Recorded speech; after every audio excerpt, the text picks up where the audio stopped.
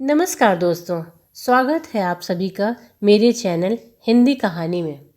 आज मैं आपके सामने मालती जोशी की डिमांड ड्राफ्ट लेकर आई हूँ। अम्मा, मैं निकल रहा हूँ। पूजा घर के दरवाजे पर खड़े होकर बेटे ने कहा। एक क्षण को उन्होंने जाप रोक दिया, आंखें खोली और मुस्कुराकर बेटे को विदा कर दिया। ठाकुर जी को हाथ जोड़कर बेटा चला गया, पर वे मन का लिए हाथ में वैसे ही बैठी रही, क्योंकि वो जानती थी कि अभी थोड़ी देर में बहू रानी भी आएंगी। निकलने से पहले दोनों कह कर जाते हैं, अच्छा लगता है। बचपन से जो संस्कार बच्चों को दिए हैं वे अब तक कायम हैं। यह जानकर अभिमान होता है। इस घर में आकर बहू ने भी यह आदत आत्मसात कर ली है। कहती है, अब आप यहाँ आ गई हैं अम्मा जी, तो कितना अच्छा लगता है। कम से कम कोई तो है जिससे कहकर बाहर जा सकते हैं। घर लौटकर ताले का मुंह तो नहीं देखना पड़ता। वे 5 मिनट तक माला थामे बैठी रहीं, पर बहू नहीं आई। जल्दी में भूल गई होगी। औरतों को तो घर से निकलते निकलते 100 काम याद आ जाते हैं। वे खुद भी नौकरी करती रही हैं, इसलिए जानती हैं। इसलिए उन्होंने बुरा नहीं माना। जाप पूरा करने के बाद पूजा के बर्तन समेटकर बाहर आई तो देखा पूरा घर देसी घी से महक रहा है। पूजा घर में भी वह महक आ रही थी, पर उन्होंने सोचा कि ठाकुर जी के दीपक की सुगंध होगी। रसोई में आकर देखा कमर में एप्रन लपेटे बहू रानी कुछ बना रही हैं। आज काम पर नहीं गई बेटा? प्रश्न पूरा होते होते ही उन्होंने देखा कि बहू रानी गुलाब जामुन बना रही हैं। 15-20 चाशनी में पड़े थे, 15-20 कढ़ाई में तैर रहे थे और इतने ही परात में बने रखे थे। आज त्योहार है क्या कोई? मुझे आजकल कुछ याद ही नहीं रहता। त्योहार ही समझ लीजिए अम्मा जी, बहू रानी ने मुस्कुरा कर कहा। आज बॉबी का बर्थडे है। बॉबी का बर्थडे है? हे भगवान, मुझे यह क्या हो गया है। बॉबी का बर्थडे और याद भी नहीं रहा। उज्जैन में थी तो 8-10 दिन पहले से सबको कार्ड भेज देती थी, और यहाँ घर में बैठी हूँ तो याद ही नहीं रहा। यहाँ घर में सबके बीच बैठी है ना अम्मा जी, इसलिए याद नहीं रहा। वहाँ अकेली थी तो दिन भर कैलेंडर ही देखती रही होंगी। अच्छा यह तो बताओ, हमारा बर्थडे बॉय है कहाँ? स्कूल गया है? सो रहा है, और मम्मी हैं जो चक्करगिन्नी बनी हुई फ़ोन ले रही हैं। अच्छा अम्मा जी, इतने गुलाब जामुन बस हो जाएंगे ना? कितने लोग हैं? और भी तो कुछ बनाओगी? हाँ, पुलाव बना रही हूँ। इनसे कहा है जाते हुए केक का ऑर्डर देते जाएंगे। आप दही बड़े बना देंगी। बॉबी को आपके हाथ के बड़े बहुत पसंद है। हाँ बना दूंगी। तुम्हारा काम निपट जाए तो दाल फुला देना। अब मैं तुम्हारा स्टोर कहाँ खंगालती फिरूंगी। वे बाहर आकर डाइनिंग टेबल की चेयर पर बैठ गई। तभी बॉबी दंदनाता हुआ नीचे उतरा। Good morning everybody. Good morning बेटे और हैप्पी बर्थडे। थैंक यू दादी माँ। ये थैंक यू क्या होता है? किचन से उसकी मम्मी ने डांट लगाई। दादी माँ के पैर छुओ। बॉबी ने झट से आगे बढ़कर उनके पैर छू लिए। उन्होंने उसका माथा चूमकर आशीर्वाद दिया और कहा, अपनी मम्मी से भी आशीर्वाद लो। बॉबी किचन में गया और वहाँ का नज़ारा देखकर आशीर्वाद की बात ही भूल गया। Yummy yummy gulab jamun my favourite. और उसने एक उठाकर मुंह में डाल लिया। ये क्या हो रहा है? तमीज़ से खाओ, प्लेट लो और चम्मच लो। उनका मन हुआ कि कहें, पहले ठाकुर जी को भोग तो लगा लो, पर जब्त कर गई। उन्हें अपनी सास की याद आ गई। वे कहती थीं कि भोग के लिए बच्चों को मत तरसाया करो, आखिर सब कुछ इन्हीं बाल गोपालों के लिए तो है। अपने कमरे में जाकर वे 500 रुपये का एक नोट ले आई।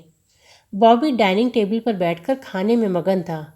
उसे पकड़ाकर बोली, लो बेटा, अपनी पसंद की कोई चीज़ ले आना। थैंक यू दादी माँ, बॉबी ने कहा और फिर चिल्लाकर मम्मी को सूचना दी। मम्मी, मुझे दादी ने 500 रुपये दिए हैं। अरे वाह, तुम्हारी तो ऐश हो गई। तुम कितने दे रही हो मम्मी? और डैडी? मैं और डैडी अलग हैं क्या? बहू अब गैस बंद करके बाहर आ गई थी। और अभी दिल्ली से तुम्हारे जो मोंटे कार्लो का पुलोवर लाए हैं वो बर्थडे प्रेजेंट ही तो है। पुलोवर तो पहनने के लिए है। I want cash down. कितना दे रही हो बोलो? कैश किस लिए? बाहर खाने के लिए, और क्या। सलोमी जा रहे हैं, सब लोग चाइनीज़ खाना चाहते हैं। तो बाहर जाने की क्या ज़रूरत है, घर पर ही जो कहो बना दूंगी। पुलाव बना रही थी, अब फ्राइड राइस और नूडल्स बना दूंगी। दही बड़े कैंसिल करके मंचूरियन बना दूंगी। घर पर बॉबी ने ऐसा चेहरा बनाया कि जैसे मानो किसी चीज़ पर पाँव पड़ गया हो।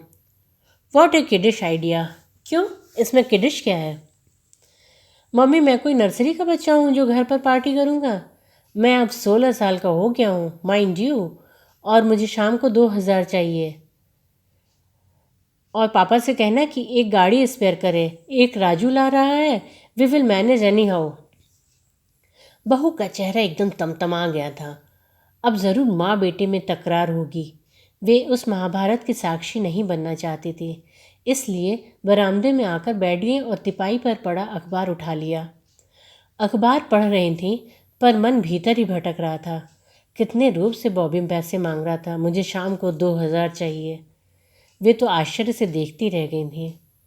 उन्होंने तो कभी अपने बच्चों को एक मुश्त 100 रुपये भी नहीं दिए थे। उनकी हैसियत ही नहीं थी। बॉबी ने अपने आप सारा प्रोग्राम तय कर लिया था। माँ बाप से पूछने की ज़रूरत ही नहीं समझी। उनके बेटों को तो कभी हिम्मत ही न पड़ी। छठे क्षमा से कभी दोस्तों के साथ सिनेमा जाने का मन होता तो पहले अम्मा की चिरौरी करता, फिर वे बाबूजी के पास अर्ज़ी लगाती, अपनी तरफ से सिफारिश करती, तब जाकर मंजूरी मिलती। लड़कियां तो कभी सहेलियों के साथ जाने की सोच भी नहीं सकती थी। आगे की पढ़ाई के लिए जब दूसरे शहर जाना पड़ा, हॉस्टल में रहना पड़ा, तब जाकर उन लोगों को थोड़ी आज़ादी नसीब हुई। उनके घर का अनुशासन बड़ा कठोर था। शाम 7 बजे से पहले बच्चों को घर लौटना होता था। सुबह 6 बजे बिस्तर गोल कर दिए जाते। केवल इतवार को आधा पौन घंटा बोनस नींद मिलती थी। आजकल तो लोग केजी से ट्यूशन कर देते हैं। उनके बच्चे बिना ट्यूशन के ही पढ़ गए। ट्यूटर रखने की सामर्थ्य नहीं थी। बच्चों के लिए ही तो उन्होंने नौकरी शुरू की थी। ज़्यादा पढ़ी लिखी नहीं थी, इसलिए बहुत अच्छी नौकरी की आशा नहीं थी, पर जो भी काम मिला उन्होंने ले लिया। कुछ तो सहारा होगा। बस एक ही धुन थी कि बच्चे अच्छे से पढ़ लिख जाए। उनकी नौकरी के कारण घर में थोड़ी असुविधा भी हुई। लड़कियों को पढ़ाई के साथ साथ कभी रसोई में भी हाथ बटाना पड़ा, पर दोनों डॉक्टर बन गई। बेटा इंजीनियर हो गया। उनका श्रम सार्थक हो गया।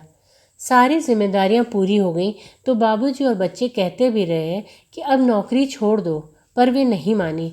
बोली, इस नौकरी ने मेरा मुसीबत में साथ दिया है, इसे अधबीच में नहीं छोड़ूंगी, पेंशन लेकर ही मरूंगी।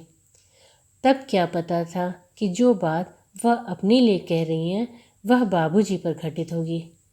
पूरे 1 साल भी पेंशन नहीं ले सके। फिर तो नौकरी छोड़ने का सवाल ही नहीं था। रीते मन और रीते समय को भरने का वही तो एक उपाय था। अम्मा जी, मैं निकल रही हूँ। अपनी विचार तंद्रा से जाकर उन्होंने सिर उठाया, देखा बहू तैयार होकर खड़ी है। तुम तो आज छुट्टी लेने वाली थी ना बेटा? जब घर पर कुछ करना ही नहीं है अम्मा जी, तो रुक कर क्या करूँ? हाफ डे की एप्लीकेशन लगा दूंगी, आधा दिन तो मिलेगा।